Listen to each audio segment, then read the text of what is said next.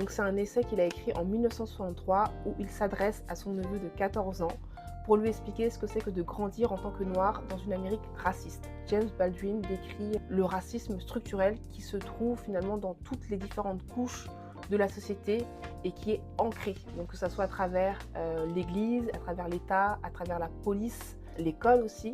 Les noirs, tout comme les blancs, s'ignorent, donc ils n'ont pas conscience vraiment du monde dans lequel ils vivent parce que justement le système les maintient dans des rôles figés. Le blanc, lui, vit dans l'illusion que il n'y a pas vraiment de problème, il n'y a pas de discrimination vu que le système est structurel, institutionnalisé, systémique. Donc les discriminations sont donc en fait elles sont normales.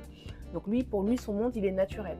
En contrepartie, lui, le noir, il est obligé d'évoluer dans une réalité marquée par les humiliations, les discriminations, les injustices qui lui font croire petit à petit qu'il est inférieur, qu'il a moins de valeur et progressivement, il a appris aussi à se dénigrer et à se mépriser lui-même. La notion de peur qui est récurrente dans l'ouvrage de Baldwin, qui va aussi opposer à la notion de courage.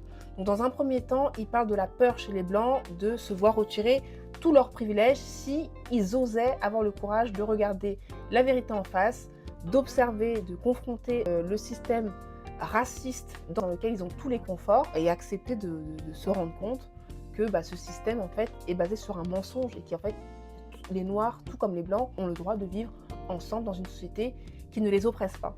Il y a aussi la notion de peur chez les Noirs qui est assez différente.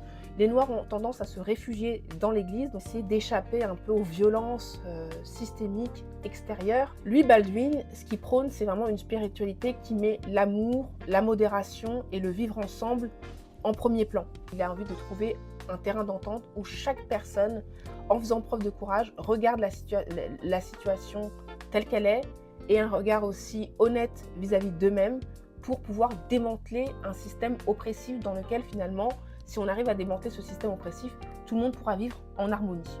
Donc il a envie qu'on puisse reconnaître la violence d'un système sans forcément perdre notre humanité, que ce soit avec les humanistes ou les radicaux.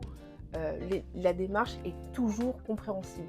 Donc Baldwin, à la fin de l'ouvrage, nous met en garde en fait avec cette phrase « L'eau ne tombera plus, il me reste le feu ». En anglais, c'est « No more water, the fire next time ». Si on ne prend pas des mesures nécessaires pour instaurer un climat de paix où chaque personne peut vivre librement, la destruction causée par ces oppressions aura des répercussions bien plus dramatiques que celles qu'on connaît aujourd'hui. C'est un livre qui met l'amour, la foi et l'espoir en l'être humain en premier plan. C'est un livre qui est très intéressant et que j'invite chaque personne à lire. Et ça parle à tout le monde et ça concerne tout le monde.